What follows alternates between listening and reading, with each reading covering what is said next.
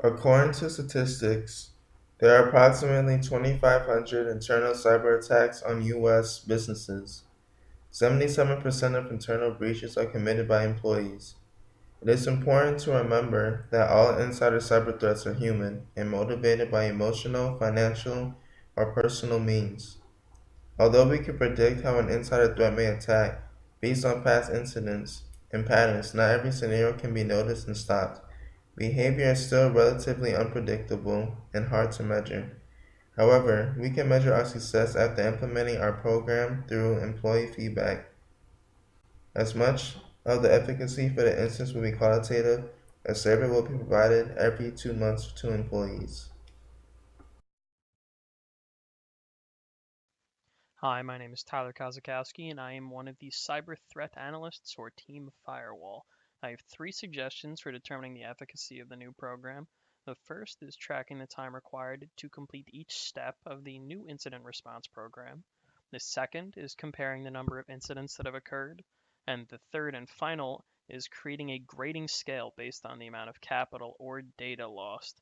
All these would have to be determined over a large period of time to hopefully accurately determine whether or not the new program is an improvement over the previous program. Thank you. As the compliance analyst, I must assess the risk environment and identify trends and patterns in activities. Compliance effectiveness will now be measured by forming an employee integrity survey and an effective whistleblower hotline. The compliance departments will review this information from internal audits, regulatory examinations, and business control self-assessments, as well as ethics complaints across the organization.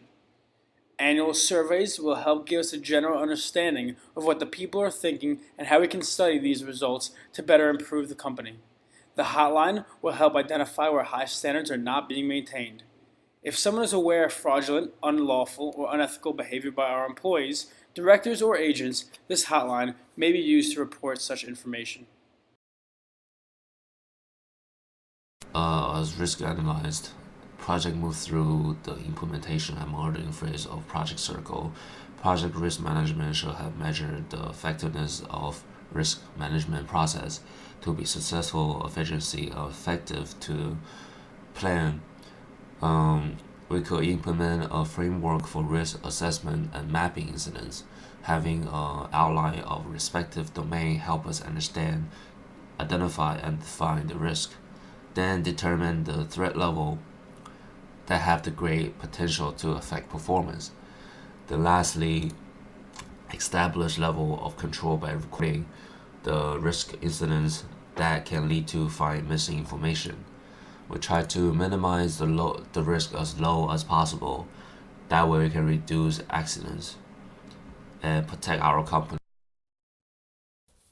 As the information security officer, our way of measuring the effectiveness of our security plan is to take into account the maintenance of our doctrine, law, and policy.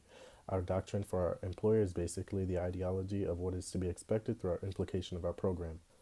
The law and policy components will go hand in hand because the law will dictate legal boundaries of the doctrine in which we are trying to fulfill, while the policy will derive from what we establish to be the law within the company.